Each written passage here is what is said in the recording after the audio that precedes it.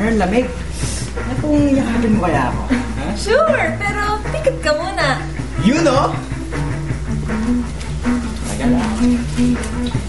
Yun, partner! Init na! Oh! Ikaw kasi, ba't nagpapayak ka kay Reyna? Alam mo namang, take na siya.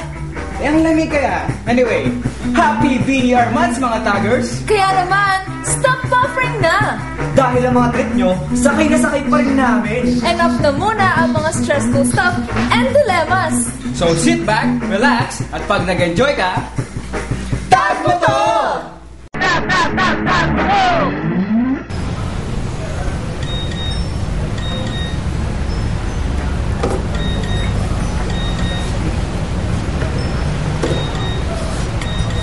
Dami nagtitext. Woo! O sa'yo, marami nagtitext ha?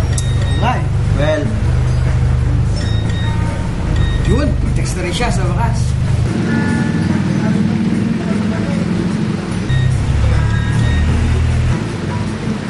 Oh! Nag-text si Krasi. Rico, masyado naman kahit piso lang mo. Wala! Isang word lang yan para maintindihan mo, Borge. Tsaka malapit na yung Pasko ko, no? Pwede? Grabe ka, Rico. Piso lang, pinapakita mo galing mo. Sabi ko sa'yo sa'yo, may alam ako sa'yo, Rico. Grabe ka. Pero sige, lot people. Paano si Krasi ko nito? Lot people!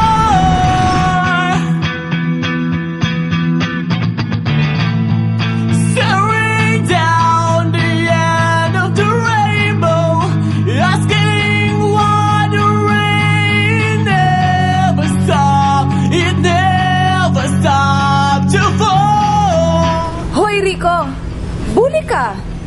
Nasaan ang puso mo? Piso lang pinagdadamot mo? Magpapasko na pa man din. Eh ano? Malamig naman ang Pasko ko eh. Anong sense? Rason ba yun para maging selfish?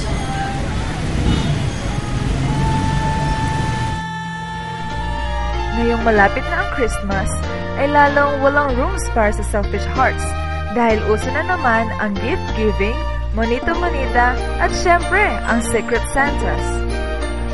Meet Lola Delay, 59 years old. Isa lang naman siya sa naka-experience ng goodness ng Secret Santas one ordinary day. Hindi namin makilala ng ito kasi bago pa lang kami dito noon. Maski po yung mukha na lang hindi niya nakikita. Alam ko mga mukha pero hindi ko alam mga pangalan. Nakikita niyo po silang dumadaan dito? Ay wala na sila kasi napasa sila sa exam. Tapos nung bumalik sila, may dala sila ng mga paninda, mga grocery. Napayak ako doon. Kasi yung bago pa lang natanggal yung pilay ko, dito ako natutulog. Ginising lang ako.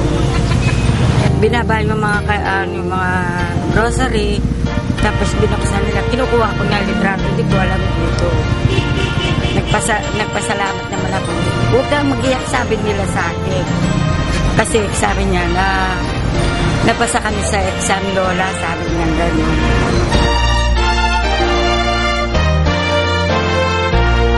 Sila pa naglapag nga sa mga paninda ko. Tapos bumili sila, nagbiyermano. Magaan naman ang mga biyermano. May sardinas, may mga damit, may kumot, may unan.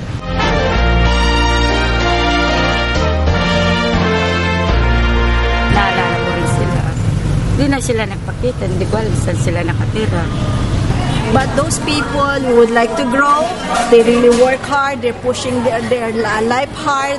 So I guess these are the people that I would like to help.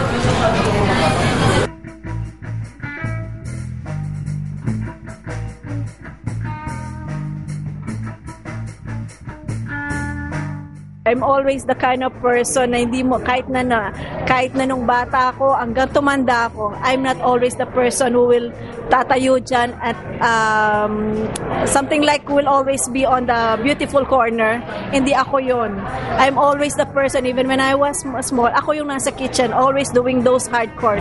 Yung asawa ko, he never told me na to stop in giving. He's always the one, he always supports me in my giving. Told you a partner, di rason ang pagiging broken-hearted para maging cold-hearted. Kaya i-share load mo na si Borge. Small stuff matters pa rin, you know. Ulo ng Itchy.